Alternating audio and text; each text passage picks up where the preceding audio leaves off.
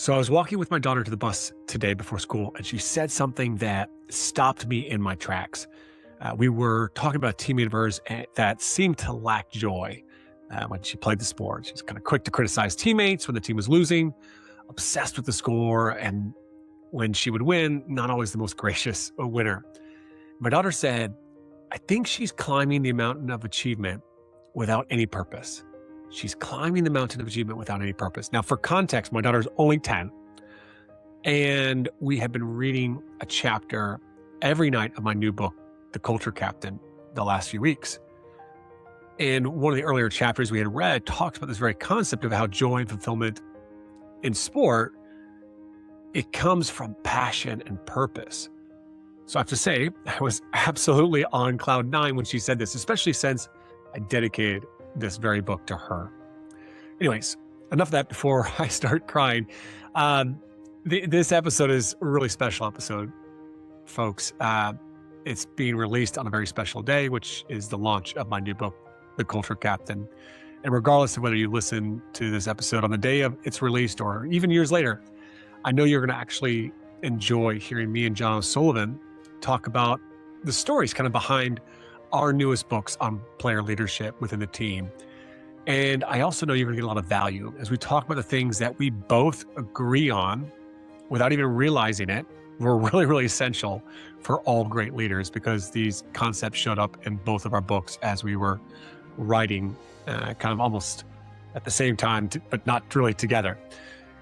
Welcome back to the Coaching Culture Podcast, the podcast to help you grow as a leader and build a better culture. This podcast, it's ad-free because of listeners like you who join TOC, our online platform for community, courses, and coaching, as well as people who purchase my books like The Culture Captain. But I'm not sharing that because I want you just to buy it to support the podcast. But, at the end of the day, The Culture Captain, I really believe, is one of the best, if not the best dang book that has been ever written for athletes. So be sure to pick it up on Amazon or just head on over to theculturecaptain.net. Yeah, man, this is fun. This is kind of cool how this kind of came to be, not just us both writing books on leadership within a team, but realizing at the same time that we were both writing the same similar book, with a similar intent. So I'm actually curious because you haven't shared this with me. What's, drove you to write this book at this time, this year? I mean, books are a lot of work. Yeah. Yeah. And so, for everyone listening on both of our podcasts and platforms, right? I think this conversation, started with you and I back in the fall of 25, where a random text from me and for everyone, right, JP lives in Ireland, I'm in the States, and my daughter was out of money and couldn't find a place to stay in Dublin, Ireland. And I said, I got a friend.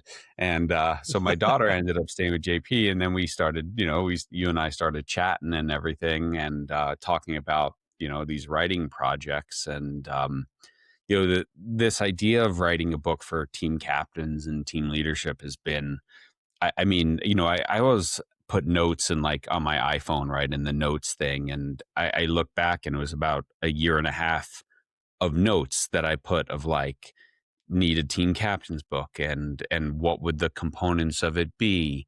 And then, in the teams that I work with, the college teams especially, they're all talking about where have all the leaders gone. I don't, the coaches are my age, right? They're 40, they're 50. And they're like, I just don't feel like there was a lack of leadership when I was growing up.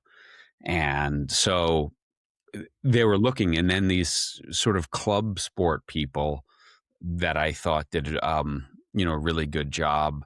They were saying, hey, I'm building a leadership thing in my high school or in my club because all the athletes that I'm trying to get recruited, this is what the college coaches are asking for. So why aren't we offering that as a value add for our players? And so I'm like, yeah, this is the time. The universe keeps telling me this is what people are looking for, and Jerry and I had done the book on the champion teammate, how to be a great teammate, and everyone was looking for that. And it got a lot of, and there was a section in that, right, on leadership.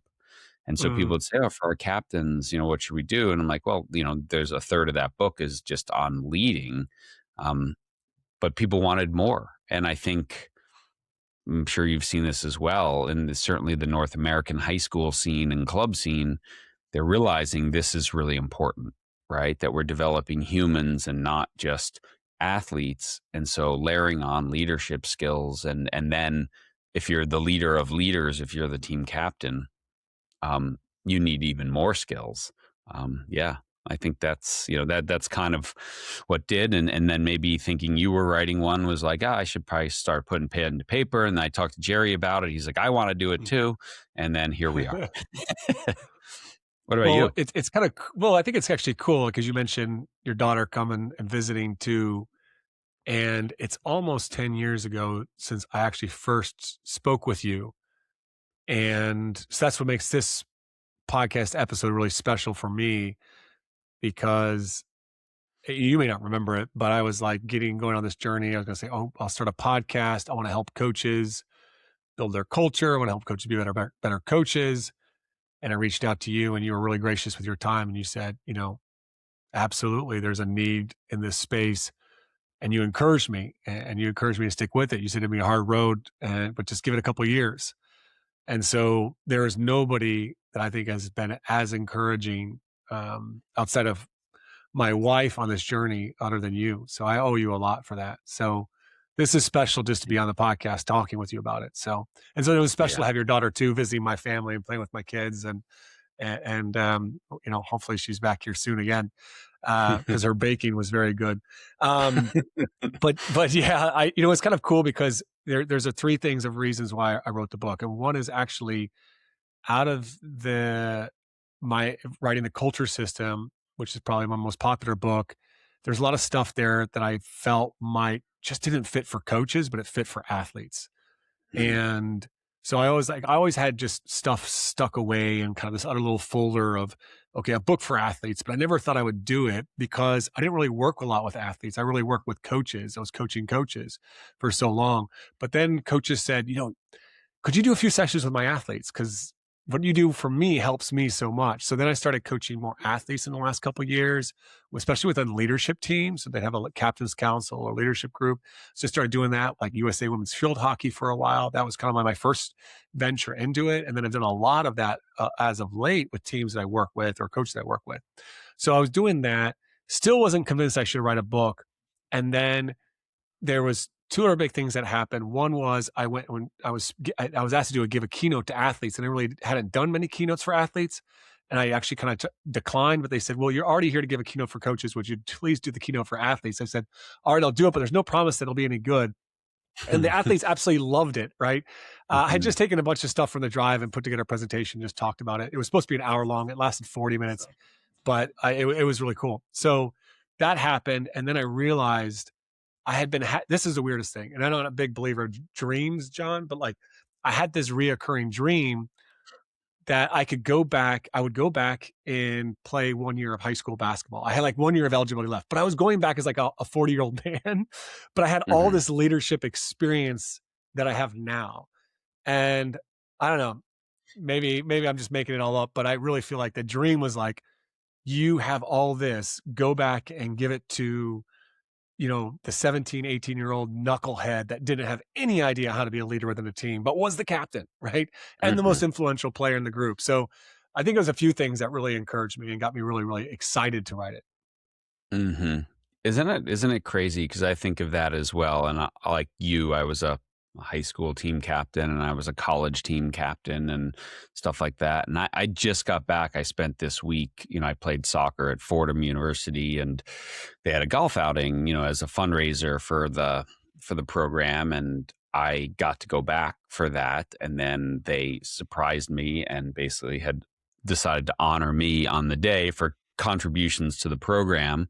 But it was so awesome.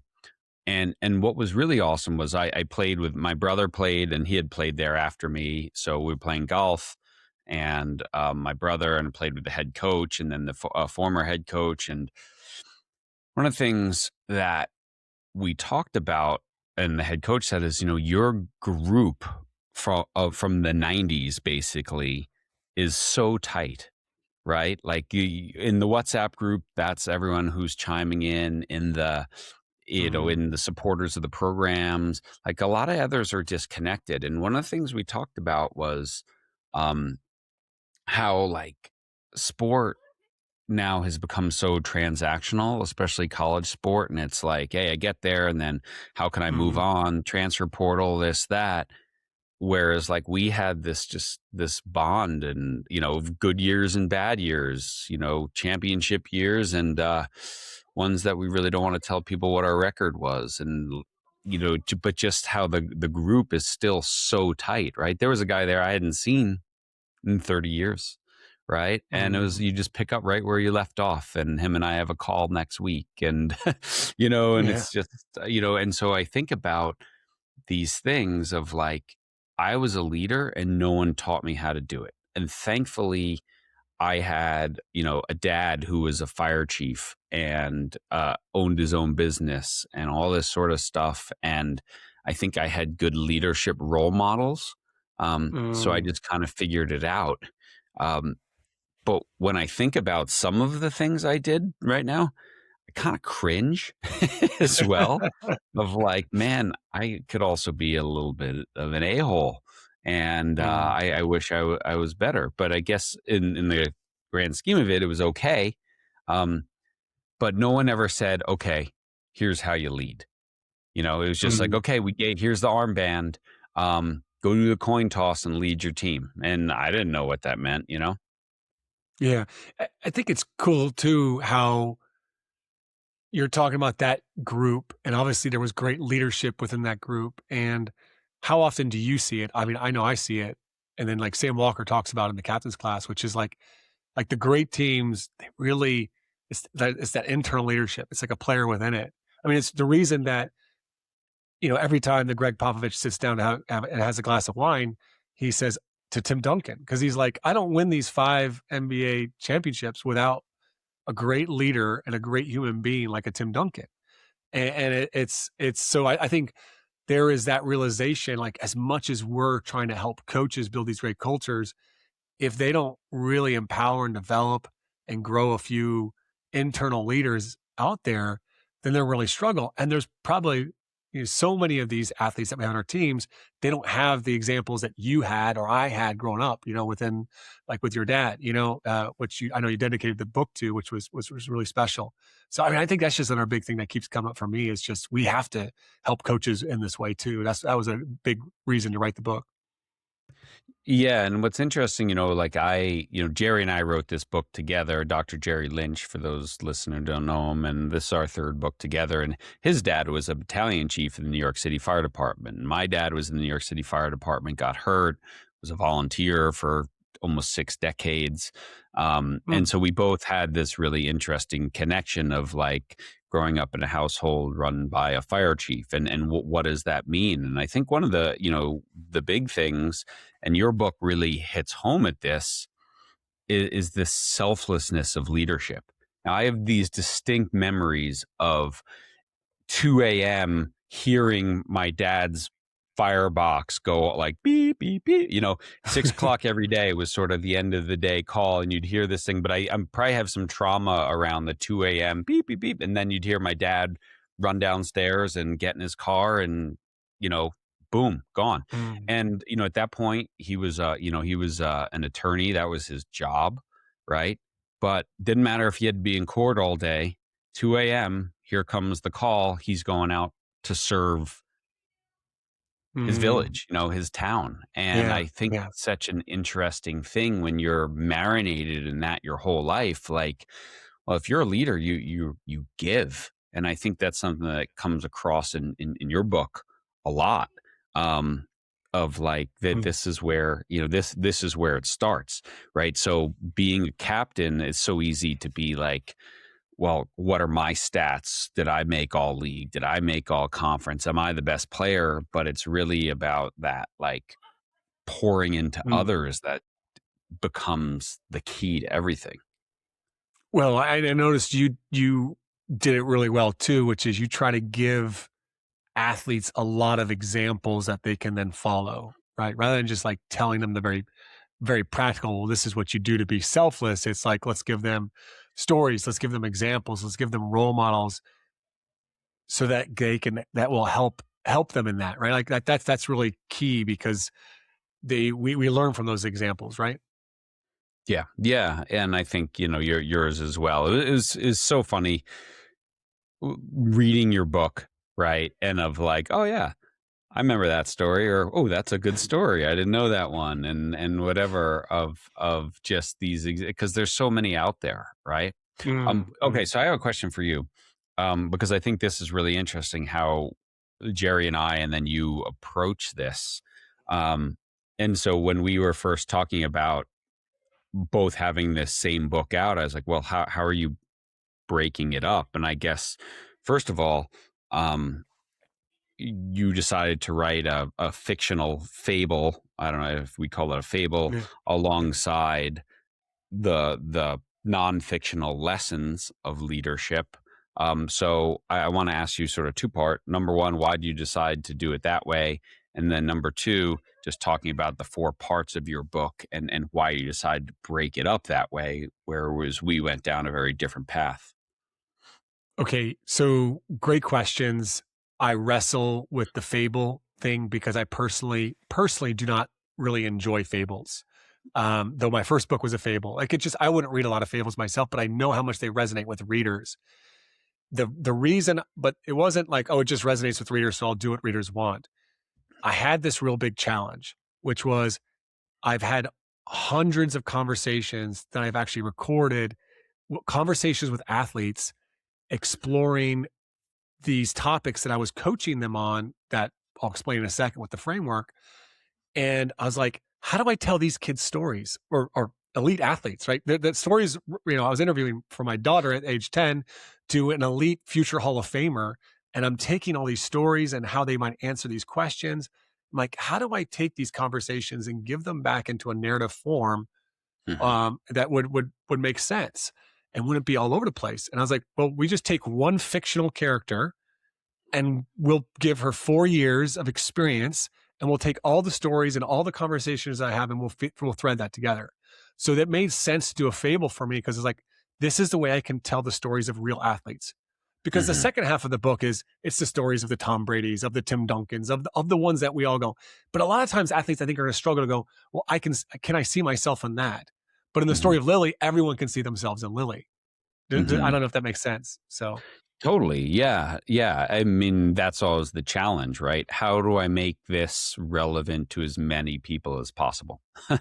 Right. Like that's not me. Right. And you probably get it too. It's like, oh, well, this is great. This is lacrosse and soccer. I play golf. How does this pertain to Mm. me? I play tennis. How does this pertain to me? And so, yeah, to wrap it all up in a fictional human being is nice. And I was just curious because it's always been in the back of my mind, like wanting to write one of these like little fable type things as well. And then when you did Yeah. it, and I was like, oh, good. Glad I'm not doing it at the same time as JP.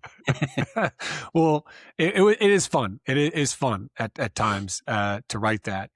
So the second question you had was like, well, why did I break into four parts? Initially, I'm a systems thinker. Like my book, The Culture Systems, is all about like, okay, how do we get processes to get us upstream so they're repeatable processes that are very easy to understand. So I was like, okay, do I use the culture system, which that the culture system was the leadership philosophies at the core, and then you establish, support, and enforce culture. But as I took all the qualities of what makes a great leader, it just didn't fit that. It was like, Hmm. no, that doesn't make sense. Like how you would do that way. So I just pulled back and I just looked at, for months, I looked at, okay, what would be a new framework for this? And then I just kind of came across it and I was having massive, this is a weird story, but like I was having massive back issues this summer, ended up having back surgery in October, but I was having trigger pain in the sciatic nerve. And so sitting down was very painful. So I spent my entire summer walking, lost a crap load of weight, but I was just walking, but I would walk with like a notebook and I would just constantly sketch. And it was probably in all those hours of walking, it came to me, which is like, we talk about leading yourself well. Like, you got to lead yourself Mhm. before you can lead the team, right? And I was like, yes, but there's something before that that I also hear the great athletes talk about, which is you got to know yourself. Like, you got Yeah. to know who you are before you can. And I was like, oh, you got to know yourself before you lead yourself. And then once you do that, we all know like most leadership happens in the interpersonal, the one to ones. It's not the big team speeches and that. So it's like you're going to lead others. And then the final Mhm. stage is like if you have that opportunity to be a captain or a coach or on a leadership group, then you might be leading the team. So it just made Mhm. sense to be four levels that way. So it was probably more of a it's my bit of a creative process for me. So Yeah.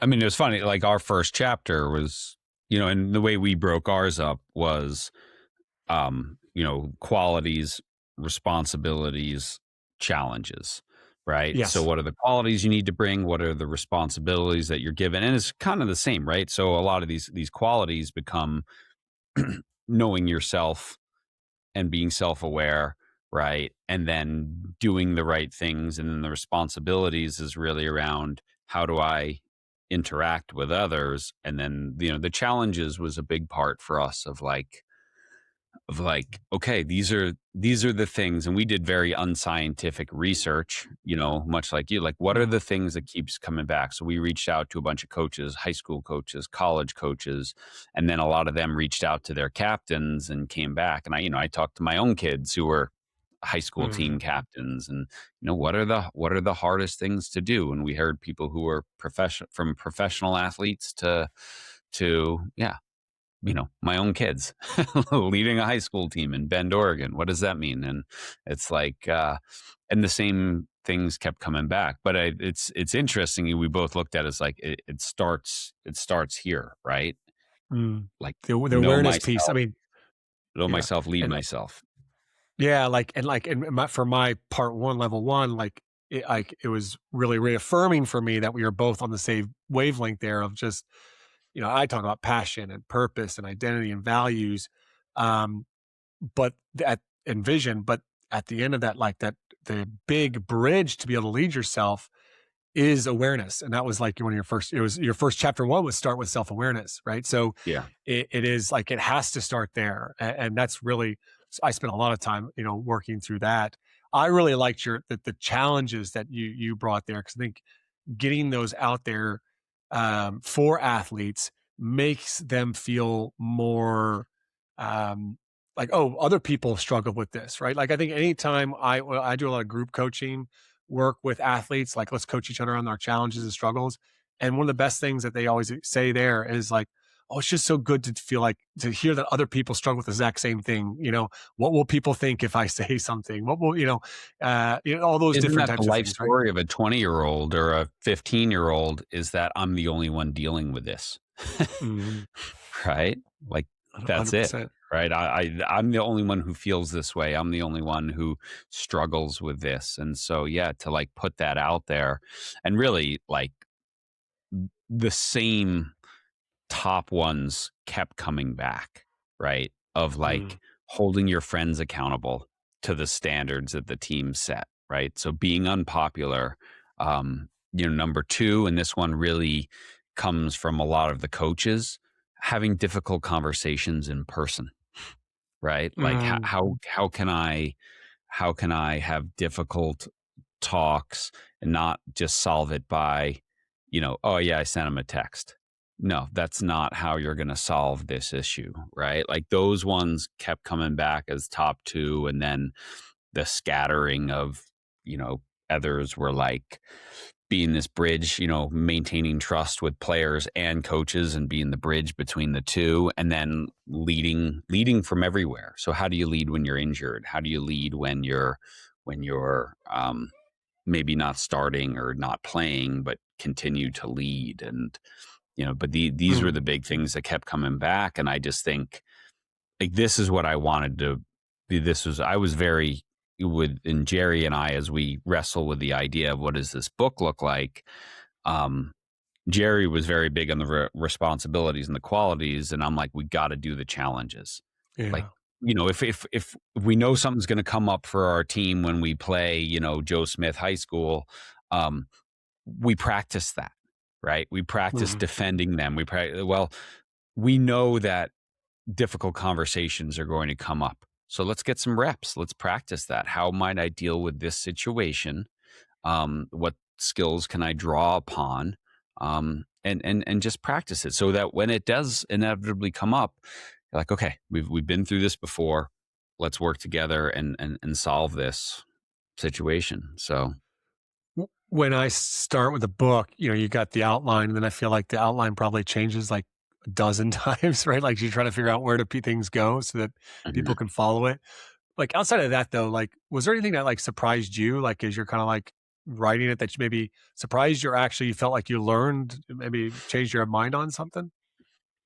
Well, first of all, my original outline and thoughts that I'd been putting down in notes for 2 years before Jerry jumped on board was very different than Jerry's vision of this book.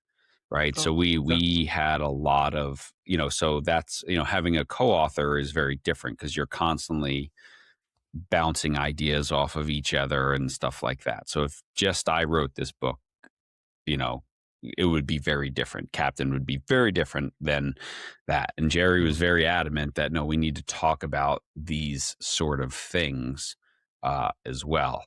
And then I wrote like a sample chapter. I was like, oh, this is what I think a chapter should be around qualities or whatever. And I wrote a chapter about, I think it was like Tim Duncan and modeling behaviors or things like that. And then Jerry's like, okay, yeah, like I get that. That's good, right? And I was like, I want this to be short and sweet, like keeping our audience in mind, right? It's not, this isn't going to be a 300 page, this it needs to be thin. They need to look at it and go, I can read that.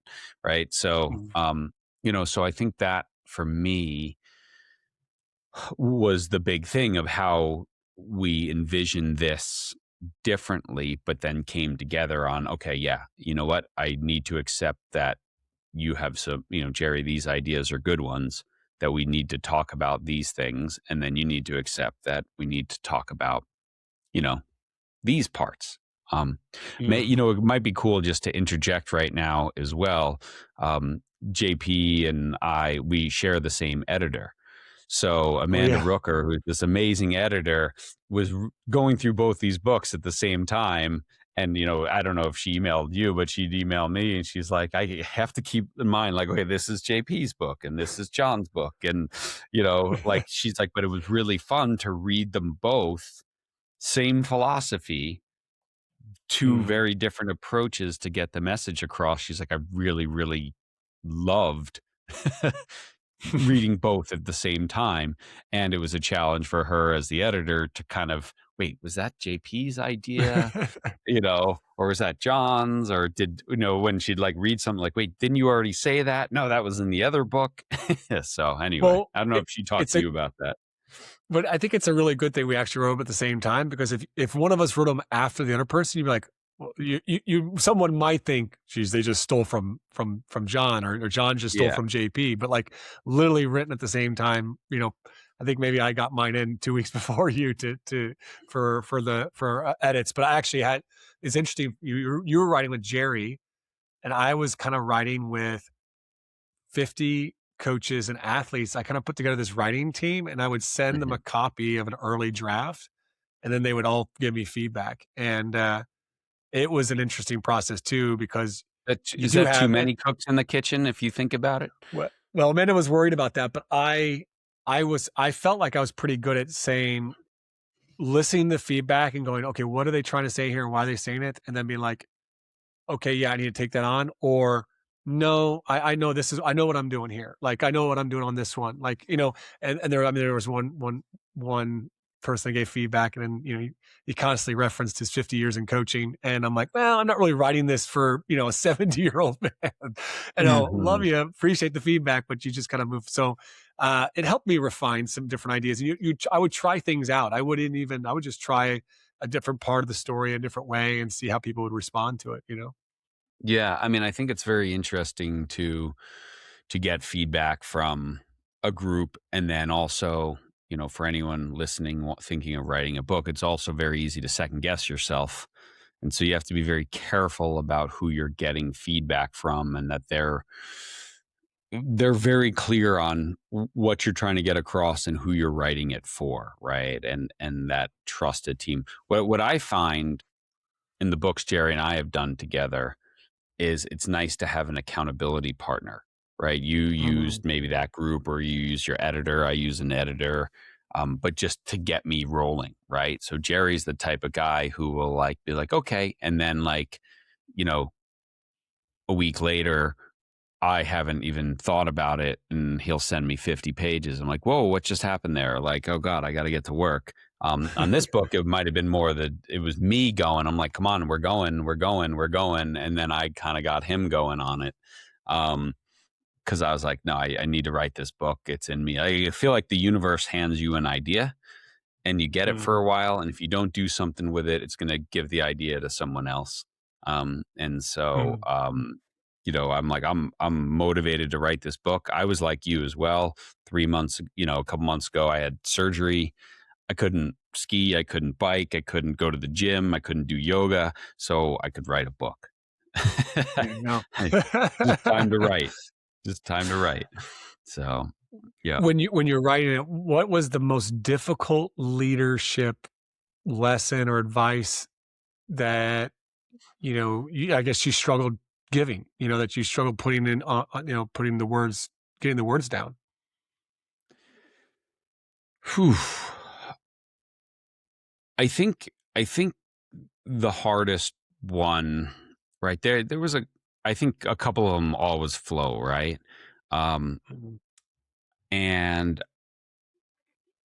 I think hard ones to describe are like, you know, being that bridge. Like, how do I maintain and talk to coaches and build trust there, and then maintain and talk to players and build trust there, right? And how do I go back and forth so that no one thinks I'm screwing them over? I think that's a really hard one to explain.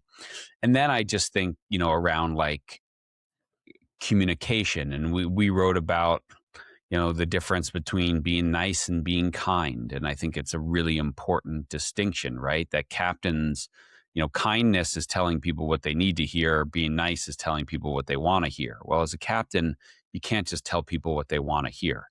You got to tell them the Mhm. hard Mhm. truth, you know. And it was fun, you know, reading one of your chapters where, you know, the main character hears something hard from a teammate, from a captain, or when goes to complain about the coach to her team captain, and she's like, the coach is right, right? Like, that's a really, really hard thing for a 17-year-old to do. Mhm. And so these are, so sometimes it's nice to put it on paper, but also understanding um, that athlete having to now implement that, it's really hard. And I think we try to write it in a way, and write this book in a way that, like, hey, you know, coaches will go through it with you, because as that athlete, if, you know, if JP, you're my best friend and you just got, you know, taken out of the starting lineup, and you're coming to me, and I got to be like, hey man, I know it sucks, like, I terrible, and you're still going to contribute a ton because you're super important, but it might be the best thing for this game, and risking my friendship with you. I also have to know that the coach has my back. Like, I'm not going to say that to you Mhm. unless I know that the coach really is like, he's got my back and he's going to do it the Yeah. right way, or she's going to do it the right way. And so I think that's just very hard to get across to kids, of like, you have to do this in person. You have to be prepared that someone might not like you in the moment, but they're going to respect you if you always do the right thing and uphold the values. And I just think that's just such a huge, it was a challenge when I was growing up, and I think an even bigger challenge now. What about you? Well, just on that point there, I would say those conversations are so powerful because for me, the hard one-to-one conversations, they would have fallen in level 3. I talk about that. However, they help to reinforce level 1, like, who am I? What is most important to me? What are values? I say I value care. Well, what does care look like, right? And how Yeah. do I show care for my teammate? And that was one of the cool things in a lot of my coaching conversations with athletes around, is so often it is around, how do I go have a hard conversation with this person I know is a bit of a cancer in the locker room? and we bring it back to the values and, well, what's most important to you? Well, you said these things were most important. These were your core values that you wanted to operate from. So for me, I love those conversations and what they can do from a growth standpoint for the athlete in that aspect. I don't know if if that makes sense or resonates. No, totally. And again, this goes to the higher purpose of these are life skills that you're developing. You're going to have these conversations. I was flying to the East Coast 2 weeks ago, and I sat next to a woman who runs a sales team in like a pharmaceutical company, right? And she was talking about, and we were just talking about what we did, and then I was telling her what I do, and she's like, "Oh my God, these are the exact issues that I deal with on a daily basis, right? Of like, how do I get people to care?" And she happened to be a former Division I athlete at a Big 12 school, and she's like, I get this. Like, compete, get after it, take some feedback, suck it up, show up the next day. And she's like, and I try to do it. And she's like, I'm really struggling to coach my team this way Mhm. because they don't like to receive feedback the way I did. They didn't have discipline and competitive spirit their lives like I did. And so she was struggling as a leader to do this. And, she's in her 40s. So Yeah. Yeah. she's had a lot more reps at it than a 17-year-old.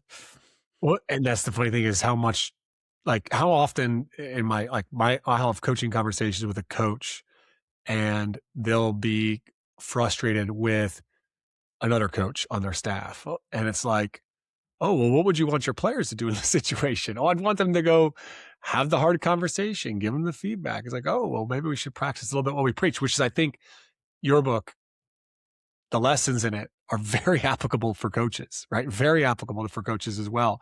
And which I think is the fun part for these types of books, for both of our books, is that they can be read by coaches and their teams. I think that's actually one of the most powerful ways to go through this type of book, is to not do it solo, but actually to do it in collaboration with others. And, you have some really great questions at the end of each chapter that people can go through. Like, I think that's where you really start to go from just taking in information to start to make it a little bit more about transformation, like, okay, to actually lead to change, right? Yeah. I mean, God, going back a long way, when I wrote my master's thesis many years ago, 20 something years ago, I found this great quote about the difference between information and knowledge. Right. And Mm, knowledge is taking action. Knowledge is taking what you have in front of you and mm, doing something with it. And the problem in our world today is not information. We are no, no. suffering from information overload.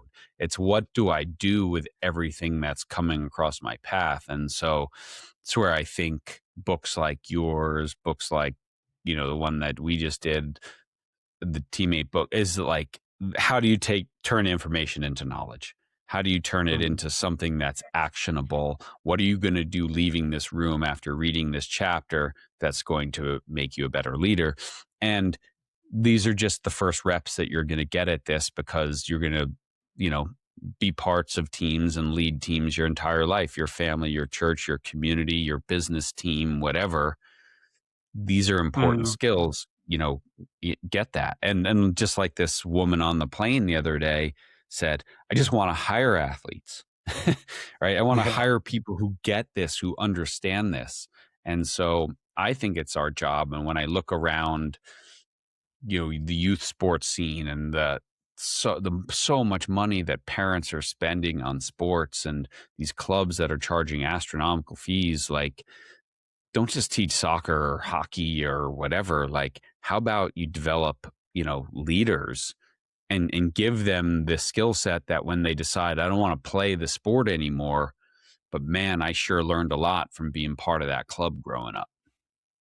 I mean, that's more impactful than, right, even the scholarship at the end of the day. Like, it's the same in my wife said Google and sales there and leads the teams there, and they're looking for athletes. They want athletes because they think they're not always that case, but they have a better chance of having the resilience and the ability to communicate and work through some challenges, I think, than the average.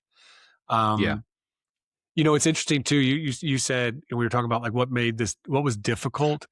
I think one of the most difficult things for me, and I'm curious if you experienced this, was when you look out at all the athletes out there, is we recognize that there's probably certain lessons that need to be communicated in different ways. And what I mean by that is, for one, like let's say I had a chapter on intentional effort or effort. And I also had a chapter on compete. Now, when you think about effort, some athletes probably need to make more sacrifice. They need to put more effort in. And others actually probably need to tone down, right? I talk about obsession, like healthy and unhealthy obsession, right? And so you're trying to like send a message. And I know that was some of the feedback I got and with my review team was like, ooh, this could be like, pushing people into this thing where it's all about sacrifice and all about the grind and really brings them into that identity foreclosure and all that, which and the same with compete. Some in a totally different way, but is some athletes struggle to compete because they don't want to in training or practice because they don't want to make their teammates look bad, but others are probably too competitive and just wanting to beat people down. So you're trying to give a message around what something is, knowing that people are coming at that message from maybe two different world views, right? Yeah, yeah, for sure. I don't know if you ever saw, uh, there's a great Kara Lawson, the Duke women's basketball coach, Team USA now, great quote where she talks about the difference between working hard and competing. Have you ever seen that video? It's really She's like on the good. court. There's like a She's bit of a on the pep talk court. on. There's Yeah. one of like doing hard things that she's very famous for, but there's another one she talks about Okay. effort versus competing. She goes, if you come here and do the practice we lay out, go to the weight room and do the sets that the strength coach tells you to do, that's effort, right? That is Mm, effort. Because it's we built a hard session for you. That's effort. But competing is different than effort. Competing is there's a running component and I want to win the race. There's a mhm. 2v1 breakout drill and I want to beat my opponent every time. That's competing. So if you come out here and give effort, great. But you want to be a starter, you want to be an All Yeah, American, you have to come out and compete. You got to try to win everything.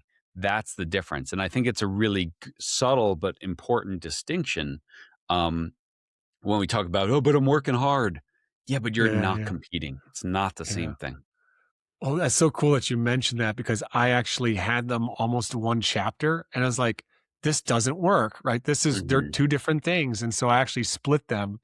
And initially I was 5 chapters for a level. And they're like, that's how level 2, lead yourself, became, I said, and it was six qualities, 6 chapters. So, oh man, love that. I need to find that clip. It's Um, funny. I haven't thought about that clip in a long time. And as we're talking about this, yeah. I'm like, shoot, I should have put that in the book. Well, Because I well, didn't, yeah. but I just remember it. And I remember it hitting with me. And I'm working on this talk about resilience. And I'm like, that's an important part of the talk right there. Well, see, I love that actually because when you do the book and then you go give talks, you don't want to just use the same stories from the book. So it's nice to like come across things later. I left the I was just actually doing stuff for my online course today. I was like, I grabbed the Giannis clip. There was the Giannis, the Greek freak that was playing with the Bucks. They lost the NBA playoffs. It was like a Hmm. second time in a row, and he just ripped a reporter for like, this isn't a failure, like you don't get the promotion every year like that. I was like, oh, this is a brilliant clip, but Hmm. I totally forgot to put that in the book, but it's like Hmm. so it is fun when you come across those stories, so. Yeah, yeah. No, I love that. And there's so many things that I think is just important to make those distinctions. And, our audience, when you're talking to kids and you're sitting down with them and you can see the light bulb go on, like, oh, yeah, okay, Mm. I get that. Like it's supposed to be hard or it's supposed to be this. So yeah. What about like was there anything that you had to leave out that you're like, oh man, because you all see these authors going, hey, pre-buy my book and you get the 2 bonus chapters that I didn't think were good enough to put in the book. Yeah, for me, I just had to really trimmed down a lot because I set that goal of under 40,000 words, which was half the size of the culture system. I didn't get under 40,000 words, but pretty close because I wanted it. Mhm. I just know that like athletes' attention span, even adults' attention Mhm. span today.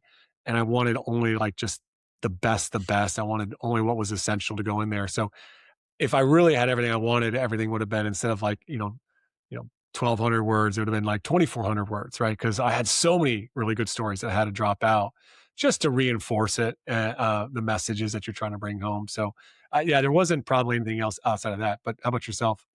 Yeah, no, same thing. Like there wasn't a chapter that I'm like, oh, cutting that chapter. It was more like, oh, that's a good story, but maybe this story is a little better. So we'll stick that one in there and pull this one out. But yeah, I'm not the most organized person. And so like I have all like this competing versus effort thing. I'm like, that would have been a great story. But it's just sitting here somewhere in the archives of my mind. And every once in a while you know, jog it and it pops up and I'm like, oh yeah, I hadn't thought about that one in a while and whatever. So yeah, it was more, I don't think there was any big concepts that were like, nah, we got to cut it. And we were the same thing. Like we were fighting and I think we came in at like, 33,000 words. So we did beat you on that one, but we're Oh, competitive well, here. No, no. Yeah. But it was the same thing. Like cut.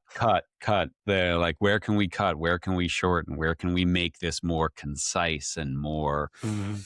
just straight up, okay, I get it. I don't need another story about that. What do I do now? Right. The Again. difficult part for me in that is those the writer in me, you want to write. I wouldn't call what I would write beautiful prose, but you want to like have, you want to go deeper and elaborate the story and of every little story of an athlete that you have and set the stage.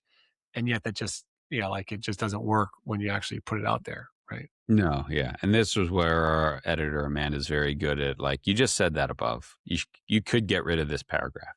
Because I Yeah. gave Yeah. her like the instructions when we sent it to her of like, look for areas we can cut. Look for areas Mm. that are repetitive and that we can pull out, you know. And she was really good at that for sure. What about like for you, um, what what would your advice be to those groups of kids that you work with or through your book of how do you approach that friend and teammate who is being difficult? How do you approach that conversation? You have so much good stuff on this and all the coaching that you do. Um, what's if I was an athlete saying, "Hey, Timmy is just not getting it. He's not listening to me. What should we do?" Like, what's your advice?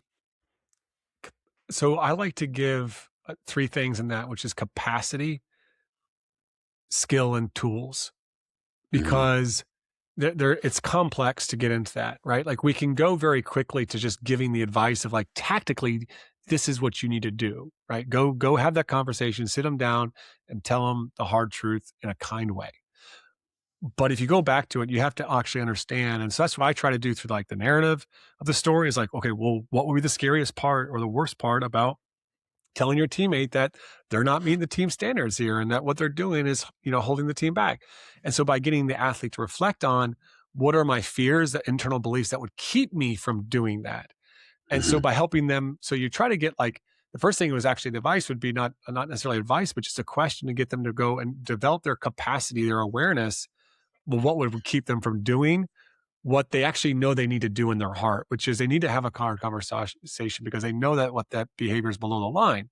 So then you give them, start to, give them a tool and then they have to build the skills to do that, use that tool, which like a tool would be like, I give, one tool in there, which is the curious, um, the curious conversation. It's just a way of coming in there and saying, hey, state your intention. I'm just giving this feedback here because I value the relationship. I value, you're so important to the team.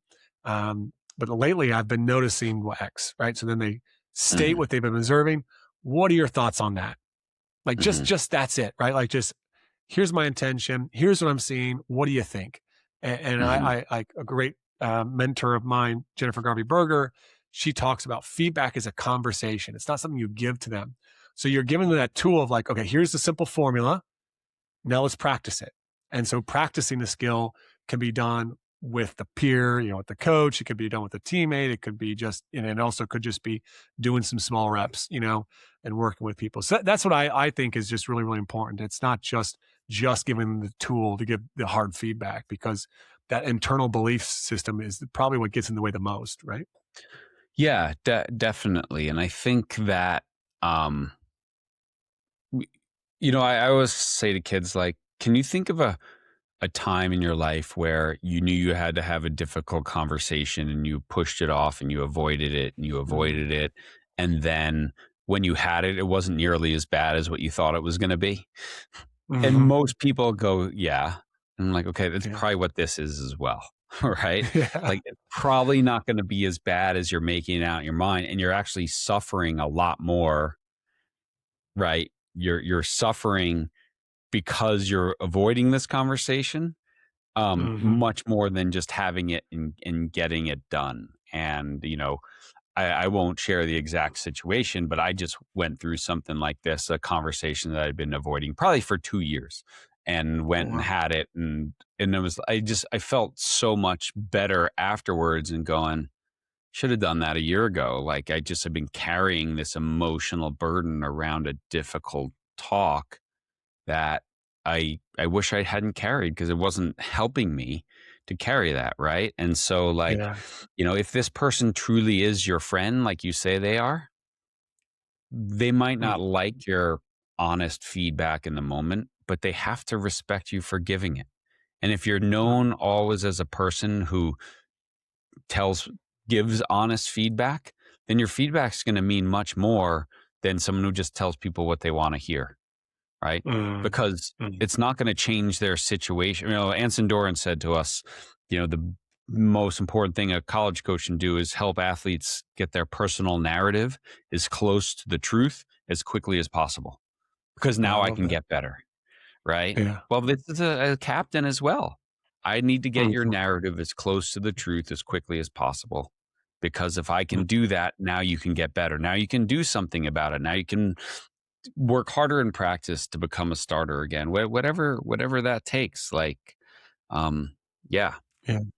It's interesting in that it's that internal belief, like you said, you held that conversation off for 2 years. I was just having a coaching call before we recorded, with a CEO and his brother, who's a director in the business, and him are having this friction, and he's been like putting this off. And like, my question is, what is it costing you to not have this conversation? He's like, oh, I'm losing sleep, and it's probably costing us results and performance, and it's the team, and it's just not, so it is, it's helping to draw awareness to the impact that you have, but also the impact it's currently have to not have that hard conversation.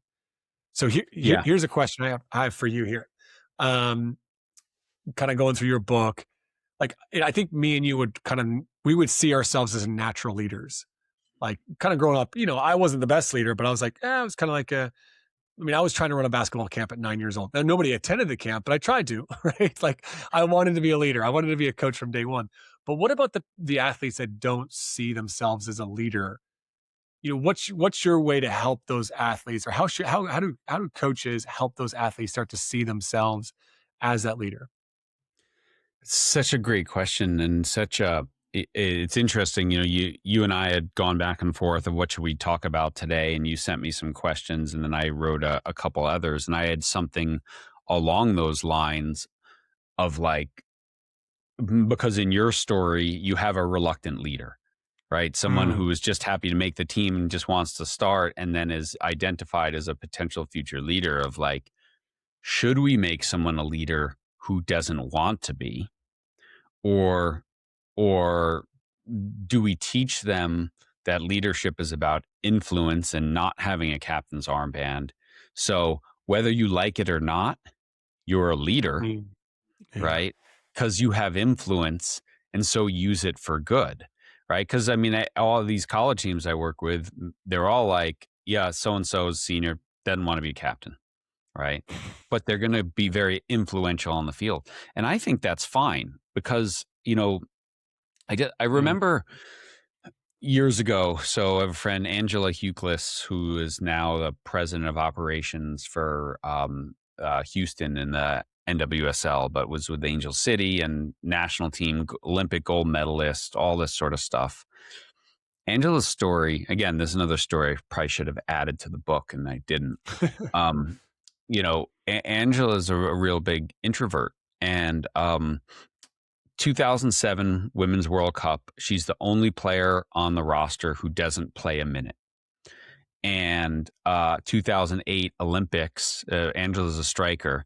Abby Wambach, the big U.S. striker, breaks her leg before the Olympics, is gone. Ange takes her place in the lineup, right? So she's gone from not playing in the '07 World Cup to starting in the Olympics.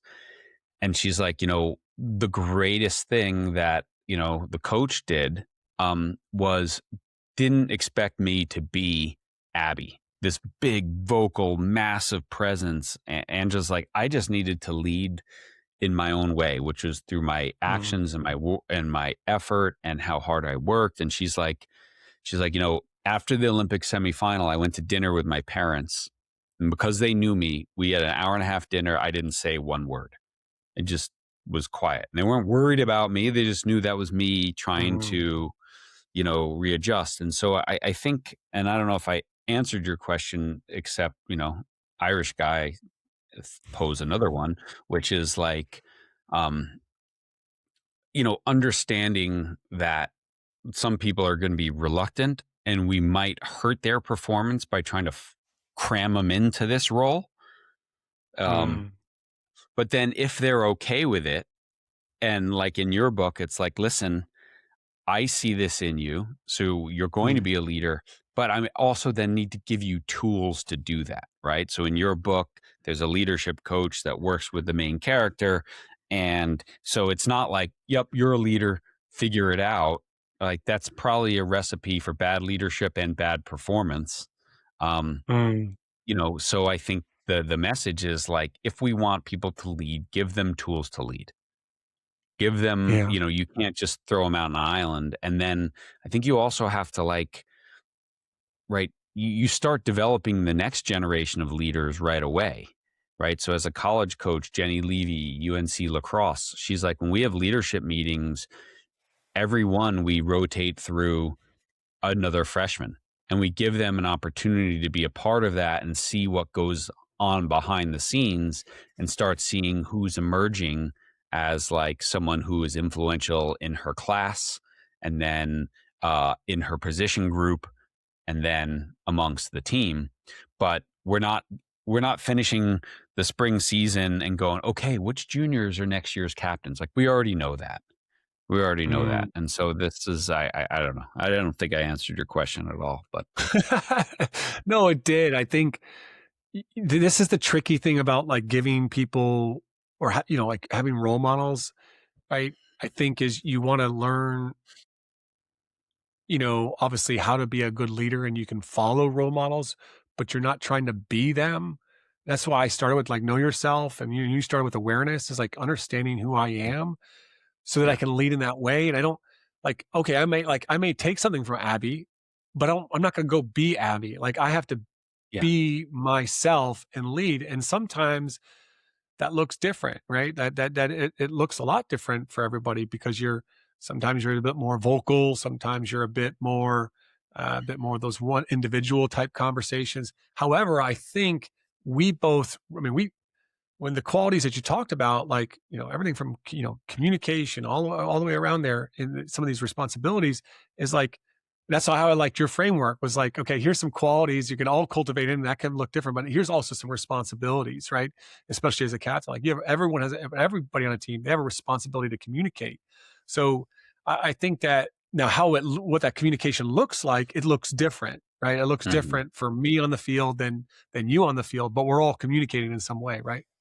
Yeah, yeah, and I think that's it. I don't think any coach should try to be Pep Guardiola or Steve Kerr because you're always going to be the second best version or 10th best version of that, right? But yeah, you can take things from people that you see are influential and effective, but then it still comes back to that self-awareness of what drives me.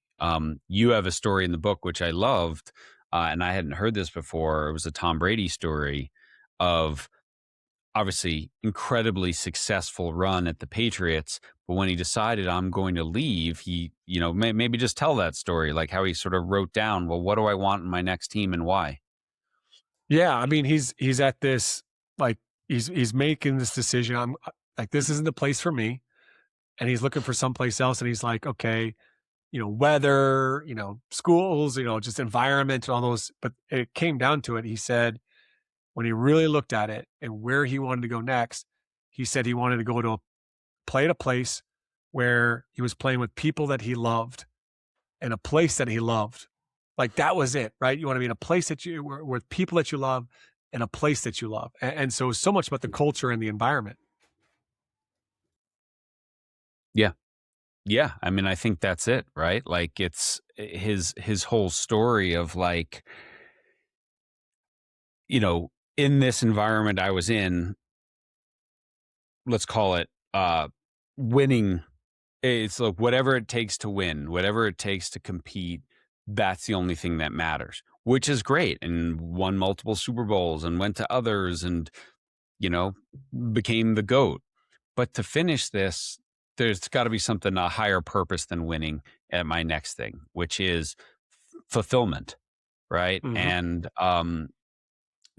like this is something I love. We had a podcast guest, Jim Lair, a while back, and sadly he just passed away. But he talks about this, the difference between success and fulfillment. And Hmm. we have so many athletes out there chasing success. Um, and then they get there and they realize that it's not fulfilling at all. The Yeah. championship, it fades, right? And you're the same person that you were, and all of a sudden life didn't get better, right? Or I'm not, if I was unhappy, I'm still unhappy. And just I think athletics, especially high school and college athletics, success is the goal, but it's not the purpose. Fulfillment should be the purpose. And this is what coaches need to provide. And I think a big part of fulfillment is like, hey, learning how to do hard things. And leadership, leadership's a hard thing. Y- You all use the word love. Jerry's big love guy, right? How do we approach that with athletes though? Like I'm always like, "Ooh, do you soften it up with the word care? But how much should we be using that word love? I mean, I think what you just do is explain what love is, right? That love Mhm. isn't like the kumbaya, all this. Like love is demanding. Love is, one of my favorite quotes is hard work is love made visible, right? Mm. Love is competing and winning. That's how you show your love to people, right? Um, the best teams love each other. I mean, if you ask for a consistent message across all the coaches and athletes that I've had the opportunity to talk to, right? Love is it. I mean, we just had, Dusty May, who I know you know really well. And, he talked about this, that team had a lot of love. And we asked him, like, what was his proudest moment of the season, right? Where maybe Michigan might have been one of the best basketball teams of all time. And he said it was when I think it's LJ Kaysen was the player. It's like he tore his ACL, couldn't play, right? He was a huge contributor to the team. And he's like, the kid didn't miss a beat. Next practice, he's out there. He earned the name Coach Case on the sideline. He was coaching the young players. He was, encouraged. He was just stepped right into the next role of how can I lead. And Mhm. he's like, that might be my proudest moment of a national championship season is seeing a young man he had every reason to feel sorry for himself and to moan and to not help the cause because he wasn't a part of it anymore. And he made us greater, um, even though he couldn't step on the court. Like he actually, like the kid put off surgery so he could travel with the team and keep being a part of it. Like that's a pretty cool Yeah. story. It's an incredible story of sacrifice, isn't it? So I'm going to share my favorite chapter because I think it just builds right off of that, and then you can share maybe what your favorite chapter is. So I'm giving you some time to think about that. So my favorite chapter, without a doubt, is the last chapter, which is lead from the bench, and it's because of that, like stories like that. And that would be an amazing story to have included within there, you know. But I tell a bunch of stories. I must tell like a dozen stories, from Andre Iguodala to Tom Brady and his journey, you know, leading from the bench at Michigan, then coming in, you know, and being the, you know, whatever, sixth round draft pick, you know, to just like so many different amazing stories. But I think this is probably the hardest thing for people to do in leadership, especially athletes, is when they're not getting what they want, whether it's the coach isn't giving it to them, whether the world isn't giving it to them, they hand them an injury, is like to still show up and be for the team. Like, it's Yeah. easy to do it when things are going your way. It's easy to do it when you're winning, when you're scoring, when you're playing well. And like Abby Wambach tells a story of her experience with USA Women's Soccer.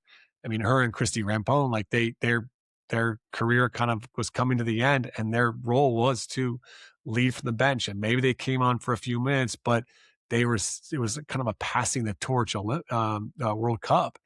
And it's just an amazing story about how she embraced that role. And I think athletes just struggle with that so much. So I loved writing that chapter. Yeah. Yeah, and we did. I think we had a similar chapter. Like, if you know, I think Abby Wambach's words, we told that story of like, can't lead everywhere, you don't lead anywhere, right? And Yeah, that yeah. concept is huge. I loved, well, one of the ones that really stuck with me, and it was cool because Jerry and I did this interview with Shane Battier while we were doing it. And right, Shane Battier, NCAA Player of the Year at Duke, eventually won 2 NBA championships with Miami, dubbed the no stats all star. You know, by doing all the little things. And he told us this great story, and this is around modeling behavior, right? So many young captains say, but I told them and they're not listening, right? And it's like, well, Mm, you first, the most important thing that you can do to lead is model championship behaviors, if that's what we want to call them. So he told this amazing story about like when he was drafted into the NBA, the Grizzlies, they became the Memphis Grizzlies. He's like, I'm thinking, okay, I'm in the show now. It's going to be better. And he's like, and it was horrible. He's like, I show up at the first day of preseason and there's a mile run for fitness and 4 guys can't even finish it, you know, and they're getting paid 10 million bucks a year. And he's like, what the heck is going on? He's like, we lost our first 10 games and there was a players only meeting. And I stood up and said, this is crap. I thought this was going to be better. And, you know, this is not acceptable. And the leadership on this team sucks. And, you know, the leader, you know, the guy's senior player stands up and says, shut up, Duke boy, go sit down. Right. And he was like, oh, he's like, because at Duke, like you were expected to speak up and hold people to the standard. And he's like, this is not, I'm not in Kansas anymore. And so he's like, so he went and he's like, him and Pau Gasol was another rookie. They just started showing up early and doing extra work. They just started staying after and doing extra work. They just decided we both wanted to win. We were both really committed to this. We're going to model the behavior. And he said for the first week, it was 2 of us. And then all of a sudden it was 4. And then it was 6. And then he goes, we basically started showing people it's okay to do the right things here. Like people didn't have the confidence to do that. And he said, in the, you know, a year later, you know, those guys who couldn't finish a mile were gone because the culture didn't want them around anymore, right? mm, And so I think that lesson for young athletes of like, it starts with modeling the behaviors you want. You can't ask anyone to do something you're not willing to do yourself. You can't, um, you can't, you just, you know, your job isn't, you know, get the water, pick up the cones and balls and do that. Like, that's not it. You pick up the cones and balls, you serve others, you do that. And then people go, man, if that's the captain doing it, I better do it too. And I think that's just such a powerful story and a powerful model for people of like, mm, model the behaviors you want to see. And in the end, if it doesn't work out, at least you did the right thing. mm. I love that point, and you made it so beautifully in how you told that story, because I think so often the leaders want to lead in the locker room speeches like, oh, that's the time I'm called to lead. And you just That's a beautiful, beautiful story. So, Mhm. well, so we're nearly at time. Here's Yeah. my thought. I was going to ask you one question. Maybe you ask me one question if you had an extra one. But my question would be, how will you know if this book is going to be a success? Like anytime I'm doing a coaching engagement with someone, I always say, okay, and we're going to do this work for the next 6 months. You're going to pour a lot of time and effort into this coaching engagement. How will we know at the end of the 6 months it's been a success? Well, you've just poured a lot of time and effort into this book. You know, has it been successful already in your mind, or is it, is there some sort of something that you hope it achieves?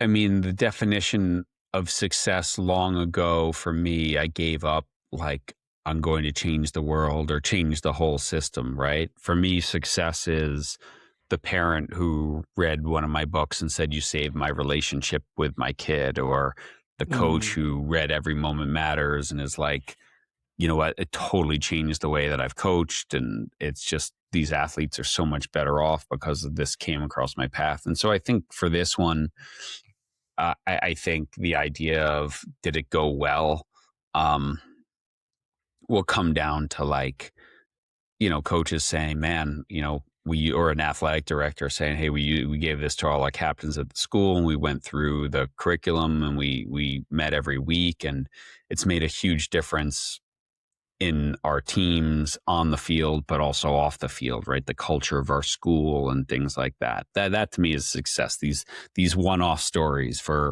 a kid, for a team, that to me is success. And I felt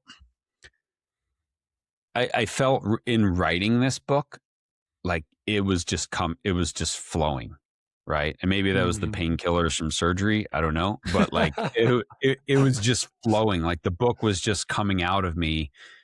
And Mhm. so usually when I write a blog or I'm writing a book and it's coming out like that, I feel like it's going to resonate with people. And then, I've sent some, advanced copies to people and like, oh my God, this is exactly what we are looking for. So I'm not really too worried about that. I think Yeah. for the right people at the right time, the book's going to speak. Okay. Mm, My question for you then, um, I've read all your books, right? Like you said, we've known each other 10 years. I thought this was your best book. And I thanks. think I could feel in the writing and the storytelling that this meant a lot to you to put this on Mhm. paper. And I didn't maybe know why, but maybe it goes back to like the dream of being your 17-year-old self again. And what would I tell him? So along those same lines, like are you happy with how this turned out? And like I could feel your energy and your passion really coming through in this book, that like this really mattered a lot to you, that this was a good book, Mm. that you said it the right way. um yeah, I don't know, I mean, am I misinterpreting that? No, no, first off, appreciate the affirmation there, and, I think for me, all the reasons I stated before why I wrote the book are true, absolutely true, and I, like yourself, I hope a lot of athletes read it, but I hope more that they take it in. They don't just consume information, but they engage with it, engage with the field guide, or take the online course and join some of the training or stuff like that, so they can really learn to apply it. Right. And I will love those stories. But I wrote the book to my daughter Yeah, the entire way through. And every yeah, I morning you thought. get up, yeah, I just thought of her. And so the main characters in the story, it's Lily. And we had always thought about, if we had a second girl, we would name her Lily. So Mm, I just went ahead and just like this, and Elena's always wanted a sister. She's not getting one, but she always wanted a sister. So it was kind of like, hey, this will be her companion. And absolutely for my two boys, I hope the book resonates. But yeah, getting emotional just thinking about it. But yeah, it was every day. It was just like I especially I don't think there's a lot of books out there for young females or female mhm. athletes. And so she's 10 now. She'll be 11 soon. I hope that this book serves her on her journey, whatever she continues to do. And she loves her sports right now. If she stays with them, great. But I hope it just helps her to kind of develop into the person that I know she can be. So yeah. Yeah. Yeah. No, I mean, it's all, I could feel that coming through of like you wrote it for your daughter and you could feel the emotion in the writing and whatever. And, Jerry and I wrote it for our dads, right? Have both Mm, passed, but as we said, taught us everything we needed to know about leadership at a very young age. And, so I think when you have that muse, if you will, it comes through in the writing, and it certainly did in your book. yeah. Should we Well, just, with your dad, yeah. So, sorry, well, just to say with I know your dad passed away recently, so I know that probably had to give you that extra, I don't know, motivation or just inspiration as you're writing into, and you're probably thinking about him. yeah, for sure. Like, I wish he could read it. Yeah, yeah, Yeah. yeah, yeah, yeah, Um, just since we're sharing this on both platforms, how to connect with you, name of the book, where to get it, how to yeah. connect, and I'll do the same. Yeah, well, thanks. Thanks just for the conversation too, John. This has just Yeah, been it's great awesome. and a kind of a beautiful way to finish it too, with just us sharing our whys, real deepest We're both whys, about to right? cry. Yeah. Yeah, about to cry. Yeah, exactly. Yeah. So for people that want to, you can just go to theculturecaptain.net to find all the links, whether it's to ebook or an audiobook as it comes out here in June, as well as the field guide, or you just go to Amazon and search there. If you go to culturecaptain.net, there's a way that you can request if you want to get some bulk orders as well too. So if you want to do this with your team or your athletic department and things like that. So tocculture.com as well can direct you there, or theculturecaptain.net. How about you, John? Sweet. Yeah, same thing. Our book is called Captain: The Athlete's Guide to Being an Exceptional Team Leader. Um, Emphasis on being, not becoming, but making the choice to be one. Um, and yeah, Amazon is the best. And, emailing me directly, John at changingthegameproject.com for bulk orders and whatever. And, we wanted to write a short book that also we could get out in bulk orders at a really good price for people so that they could get this to their captains and stuff. And then changingthegameproject.com is the mothership of everything. And our Way of Champions is Jerry's website. And the podcast that we do is called Way of Champions as well. So, yeah, it was awesome though, man. This was a great conversation. It was fun to do this. And I just want to sort of finish with, like, I was telling someone I was doing this. They're like, wait, he wrote like the same topic as you. Why aren't you guys in competition? I'm like, no, we're not. Like, there's going to be people like John's book, Stupid, JP's book, Changed My Life, and maybe vice versa. And great, like, whatever. Like, I think this abundance mindset of like, there's no zero sum gain here, right? What's good for Mhm. JP is good for Jerry and I, and vice versa. Because the more people out there talking about leadership training and training team captains and being intentional about this, like, the better Yeah. for the better for our world. Well, no, I second that too. And I always love it when I go on Amazon and you're on Amazon and you're kind of like grabbing the link to your book to send off to people. And you see, often bought with this book, the culture system is every moment matters. I'm sure you say the same thing with my book. It's just often Yeah, bought together or just very, very similar. But yeah, they speak to people in different ways. And so thank you for the friendship and the encouragement on the journey, brother. amazing, man. Best of luck with the launch, and I'm sure we'll do this again a year from now and see if we actually how we define success.